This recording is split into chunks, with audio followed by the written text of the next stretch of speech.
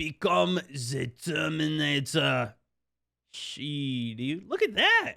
So, guys, we have got the new mid-season information from Call of Duty directly themselves. I always love to read through these myself to just get the first-hand information, really as best as I can, because there's always, a rumor, leak, whatever, and I just like to read everything that's official from them, so I have some good insight into it. We've got Mercenaries of Fortune mid-season announcements, the T-800, T-1000 deployed, Titanium Trials in Call of Duty Warzone, which I think is the new Iron Trials, and Desolation map in Vanguard. Of course, I'm not going to be going through all the details for Vanguard itself. I don't really play the multiplayer outside of leveling some guns on that every once in a while instead of in Plunder or something like that. I don't really play the multiplayer too much, although I am very excited for Modern Warfare 2's multiplayer. Usually play that for, 100 or 200 hours or so, those multiplayers. Fortune's Keep midseason update. I have to stay functional until my mission is complete. Then it doesn't matter. The Terminator. Terminator 2. Once a battleground for the living, Call of Duty Warzone and Vanguard is about to be swarmed by zombies and overrun by mechanics and mercenaries of fortune. A mid-season update launching in July, on July 27th. Now, we saw zombies come to Verdansk, both the last Halloweens, the first Halloween event being incredible. The second one had a lot more RNG elements, so it was really hard to do extremely well. It seemed even more casual-friendly to me than even the first one. The first one I thought was even better, even though they added more stuff to the second one. I don't know, just my thoughts on it. Following a Vanguard update, 9 a.m. Pacific on July 26th, and a Warzone update on July 27th, both games will receive a new playlist. New Assault Rifle to unlock. Vanguard multiplayer players will also get Desolation, a medium-sized intricate village. As part of the mid-season rollout, expect the Model T Terminators to arrive from the future via operator bundles. There will also be Endless Endurance, or Titanium Trials Endurance in Caldera, The Rise of Zombies in Rebirth of the Dead, and more. Stay tuned for patch notes from Ravensoft and Sledgehammer for full details. This announcement brings the most important messages we receive from the future. But first, there's something you can do right now in Warzone to anticipation of the Reloaded update. Fortune's Keep Cursed Ground public event live prior to the update. Okay. As first found by Warzone operators this week, Fortune's Keep is now considered Cursed Ground and now has an event to match it. Right now in Warzone, there are several cursed chests hidden around newly discovered island. These chests contain power-ups and high-quality items, but can only be unlocked by brave souls who survive a hungry horde. Oh, damn, I haven't seen this. It says right now in Warzone. Is this new? Have you guys seen this yet? Once the event begins, zombies will continuously spawn in the vicinity of the cursed chest. Eliminate them near the chest to harvest wisps, reminiscent of some previous zombies games. As your collection grows, more difficult waves of zombies will rise up to protect their cursed ground. Didn't see it last night when I played. Yeah, I just did it, though. No. Okay. We'll hop on some of that, see if we can find it. Harvest enough wisps within the time limit to secure victory and access the rewards within, including cash, kill streaks, equipment, and possible perk tokens. Just remember that the circle collapse can devour you just as effectively as the disturbed, animated corpses that rise from the cursed soil of Fortune's Keep. Yeah, it's a lot of fluff, but it sounds kind of sick, actually. Portable redeploy balloons. Now, they talked about these in the update before the first update came out. I assumed that it was going to be in the main update, not in the the mid-season one, but obviously it's not in the game yet. So looks like it is going to be part of the mid-season. Same thing with the armored SUV Nitrous. I was constantly talking about that, saying, hey, they said it in the patch notes. This is going to have a boost. It's going to have some nitro. Doesn't have it. Looks like it probably wasn't done, and they saved it for the mid-season update is what it's looking like. Or maybe it said that it was in the mid-season, and I just didn't realize it at all. I don't know. But this sounds very interesting. Need more flexibility and movement. Mid-season update brings 2 new movement options to Caldera. The portable redeploy balloon and the Nitrous. Portable redeploy balloon is a quick way to reposition around the game's largest island. So this is going to be for the big map then. It can be found as field upgrade in loot or as contract rewards, such as successfully cracking open a supply drop. That's interesting. Able to be deployed anywhere with a clear sky above. Any operator can take advantage of this balloon in a box, even enemies reaching an already deployed balloon. That's interesting as well. During the 30 seconds that it's inflated. Wow, now that's a very, very short time, dude. That is only 30 seconds with the balloon up. But that being said, if you use it to try and like launch out and just run away from somebody could else, like if they're chasing you, they could hop on the balloon and chase you down. Of course, they'd probably just shoot you out of the air. But still, you could do that. Using it as an easy way to use a standard redeploy balloon. Hitch that zip line to it and be mindful of enemies below. The balloon can be destroyed and has about half the health points as a static balloon. So yeah, you could even just shoot the balloon. I've shot out a couple of the balloons, and they're not like super. It's not like you just shoot them one or two times and they pop. You got to put like a mag or so into them, maybe even more. So I really haven't done it that much, honestly. But if it's half the health, then this might be pretty feasible to do. Although again, if it's only lasting 30 seconds, might not be that big of a deal. Be interesting to see how it plays. It also does not extend as far up in the air as a static version, but its flexibility and placement more than makes up for the lack of distance it can provide. Definitely. I mean, think about if you're like in mine in a bad position, or there's a couple different low ground positions where you're really screwed if you're down low and the zone is pulling up high. If you could use this to rotate late game or even mid game if you're in a bad position, this could be pretty good. Now for the nitrous, after a quick pit stop for upgrades, the 4-passenger vehicle now has nitrous. When you need to move faster around the map, hit the nitro for immediate acceleration. Great for catching targets and getting out of dangerous situations. Expect this quick movement update to add a slight wrinkle to the vehicle power rankings, as if a massive SUV with a turret was not enough to change how the squad races to victory. Although I haven't really seen these be like that big of a deal. Have you guys noticed the armored SUVs being like crazy OP in any of your games that you've played? To me, especially compared to like the Berthas in the game or the armored truck when that first came out and had a turret on it, like that was completely stupid broken, how powerful that was. I don't know. Maybe I haven't utilized it enough, but it feels like the gunner's pretty exposed.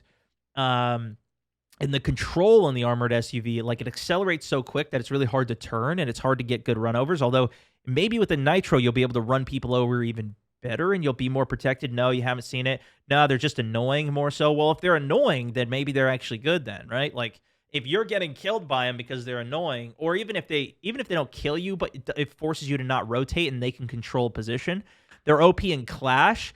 Okay, I could see that. I really haven't played that much. They suck. Never a problem for me. Seem to be able to take them out okay. So, yeah, in general, it seems like they're not really that big of a deal for players overall. I'll be interested to see if the Nitro actually makes a significant difference. But I tell you what, like I said, when the armored trucks came out that had the turrets on them, they were so stupidly powerful. Even the regular Berthas, when they first came out, if you guys remember back in the day playing solos when this game first came out, for solos, I should say, because when it first came out, it didn't even have solos. But when they introduced solos, the Berthas were the main way that you got wins in solos. A lot of people got very mad at me in many videos because I was uploading content and in streams too, getting wins with those Berthas. But that was 100%, like, that was the best way to win a game because they were so stupid easy to use and they had a massive advantage. And listen, I like to use the most effective tactic available, okay? So anyways, that's that. Rebirth Island battle or become the Horde in Rebirth of the Dead. Wait, that sounds like it's almost like a zombies, which I guess they kind of had, because even in Warzone in the previous zombies mode they had, you would turn into a zombie like an infection mode, right? And then you would be the one trying to hunt down, and you could even come back to life if you secured enough of the tokens or the souls. You could come back to life on your squad. So it sounds like they're going something similar with this, even though it's not Halloween, maybe? Rebirth of the Dead. After hearing rumors of out-of-control experiments on Rebirth Island, our operators are ready to investigate and eliminate whatever threats lurk in the fog. In Rebirth of the Dead, a reimagined version of Zombie Royale, yeah, that's what it was called, 10 squads will deploy to the island ready to battle fellow operators, both living and dead. Eliminate operators, return as zombies. Yep. intent on adding to their numbers by pursuing the remaining humans. To revive an operator, zombies must locate and collect 4 antivirals, which can be found in several ways. Lone antivirals visible through obstacles are found in crates and buy stations. Eliminate an operator to earn 2 antivirals. Earn all 4 antivirals by performing a finishing move as a zombie, earning your instant revival and netting you the animated head scratcher calling card in the process. Oh, that's kind of cool. So you could just do a finishing move and instantly come back. Did they have that in the previous ones and I just don't remember it? I feel like maybe they had it in last year's and I just never actually pulled it off. But I don't remember it being in the first Zombies event that they had, of the first Zombies Royale that they had. But then there's also just lone ones that are on the ground, which is interesting. I don't remember there being just lone antivirals as well. Throughout the match, the infestation meter will fill up as zombies are eliminated. Once it's filled, all spectators will revive as zombies. Yeah, it was there. They did it last year as well. It's been there in all of them. Okay, yeah, I guess I just don't really do any finisher moves, so that's just on me. That's good to know, though. Okay, heck yeah. Throughout the match, the infestation meter will fill up as zombies are eliminated. Once it's filled, all spectators will be revived as zombies. That is very interesting because this was this was a potential problem, especially in no fills and such, or in fill lobbies, or even if you're playing with people. If you get killed as a zombie, you're out, right? So in this case, if you fill up this meter, once it's filled, all spectators will be revived as zombies, but then you would still, as a zombie, have the option to fight, get the antivirals, and come back as a human. Those skilled enough to win a match as a human will receive the animated Last Alive calling card, a true testament for your ability against all enemies alive and undead. I like these, dude. This is one of the things that I love about my calling card right now. The final victor of Verdansk. Like, I'm super proud of this one. I got a win in this limited time mode, like the last day of Verdansk. And I love the Verdansk, as well as the Mountaineer. You guys, the Mountaineers out there, showing some big love to the channel, repping it, right? Anyways, I like when they have little things like that. I think a calling card is pretty minor of a win in general. I think it'd be cooler if they even had like a watch, or I don't know, dude. I don't know. Maybe even just give you some money for in-store so you could buy some stuff or something.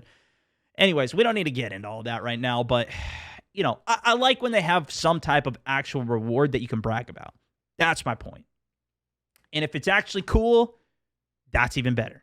Ready to face the shambling undead? Then read up before you tool up with our Rebirth of the Dead guide coming next week. Okay, we're going to stay tuned. We are going to read through that and have all the information that we can going into the event. They don't always give us everything, but they usually give us enough to make, give us a little bit of a head start, basically. We're still going to have fun when we explore it. So we will definitely be reading through that once they drop it as well.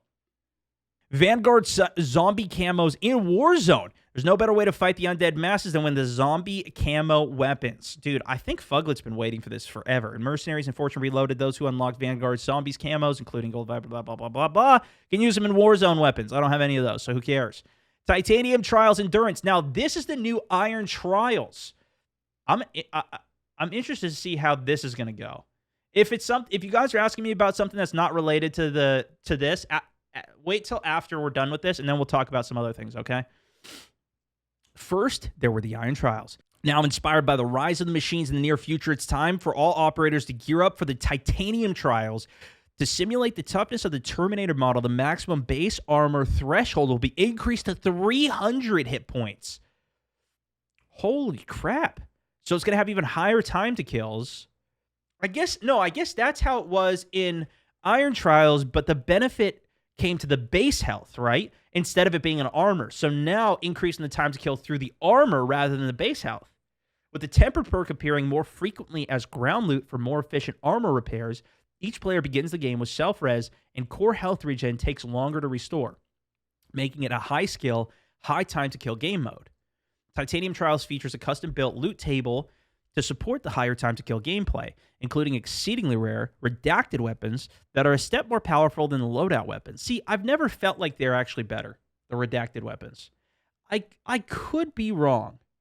I don't know. Maybe I have to try them. There are also fewer overall resources in the map to reward operators who act aggressively towards the opposition, with the cost of loadouts beginning at a higher price point and decreasing through the duration of the match. Titanium Trials Endurance, using the Battle Royale rule set on Caldera, goes live August 11th for 2 weeks only. And then it will be terminated. Prove your worth as a Terminator in the Titanium Trials event, featuring 8 challenges set through challenges prevented in this event. Players can earn 2x XP tokens, weapon camo, battle pass tier, Judgment Day theme calling cards, complete all 8 challenges to unlock liquid metal weapon camo. And there it is. Vargo S. This is the new gun. Trading firepower for improved accuracy and fire rate, the rifle excels in medium to long-range engagements. Accuracy is king for the Vargo S. I mean, isn't that already what the Vargo does, though? Paired with a high fire rate for added aggression through outclassed by in power, its reliability finds success in a variety of gunsmith configurations, from fast handling and snappy for tight mid-range play to adding a scope for additional stability. Isn't this the same? Unlock the Vargo S by completing in challenges or the store bundle. What's even happening right now? I gotta see this. So this is the Vargo Cold War, but maybe they're adding the Vargo S is the Vanguard version. Oh, okay. Now the Vargo was really good. They nerfed it, they buffed it a little bit, they've been tweaking around with it a little bit, but it's not as crazy as what it used to be, if I remember correctly. Maybe this will be the new meta. I wouldn't be surprised. They do seem to like to make the new guns good, especially since we've been with the NZ meta for so long. Become the Terminator. Gee, dude. Look at that. Okay, let's take a look. From the iconic 1991 film Terminator 2, the Terminator units are deploying in 2 limited edition bundles. All right, so there it is, man. There's the mid-season update. We're going to get a couple of things they already said. We're going to be in the season that, I guess, coming in the mid-season. And the new zombies mode. Look at this. This chest is going to be very interesting. Apparently, this is already in the game, though. So we're going to hop in, check it out. More videos coming soon. Give it a like if you enjoyed the video, and double-check you're subscribed. As for this one, thanks so much for watching. StoneMountain 64, over and out.